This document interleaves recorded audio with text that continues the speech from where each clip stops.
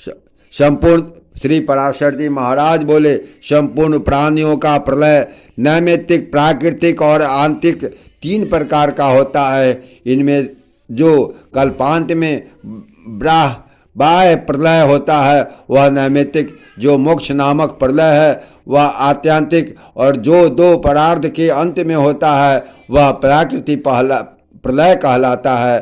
श्री मैत्रेय जी बोले, भगवान आपने मुझे जो प्रार्थ की संख्या बतलाई, जिसको दूना करने से प्राकृतिक प्रलय का परिणाम माना जा सकता है।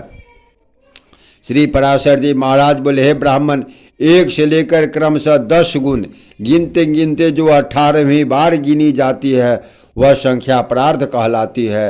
हे द्विज, इस प्रार्थ की दूनी संख्या वाला प्राकृतिक प्रलय है।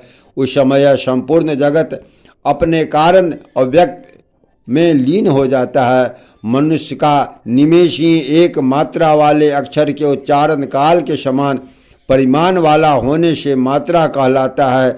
इन 15 निमेषों की 1 काष्ठा होती है और 30 काष्ठा की 1 कला कही जाती है। 15 कला 1 नरिका का प्रमाण है। यह नारिका साढ़े 12 पल तांबे के बने हुए जल के पात्र से जानी जा सकती है। मगध देशीय माप से यह पात्र जल प्रस्थ कहलाता है।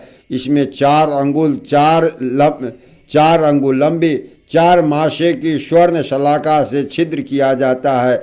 इसके छिद्र को ऊपर करके जल में डुबो देने से जितनी देर में वह पात्र भर जाए उतने ही समय को एक नारिका समझना चाहिए। हे ब्राह्मण, ऐसी 2 नारिकाओं का 1 मुहूर्त होता है। 30 मुहूर्त का 1 दिन रात और इतने 30 ही दिन रात का 1 मास होता है। 12 मास का 1 वर्ष, देवलोक में यही 1 दिन रात होता है। ऐसे 360 वर्षों का देवताओं का 1 वर्ष होता है।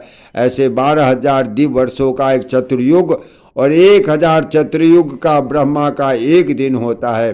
हे महामुनि, यही 1 कल्प है। इसमें 14 मनु बीत जाते हैं। हे मैत्रेय, उनके अंत में ब्रह्मा का नैमित्तिक प्रलय होता है।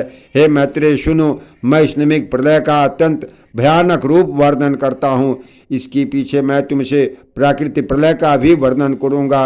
1 सहस्त्र चतुर्युग बीतने पर जब पृथ्वी छिन्न प्राय हो जाती है तो 100 वर्ष तक अति घोर अनावृष्टि होती है।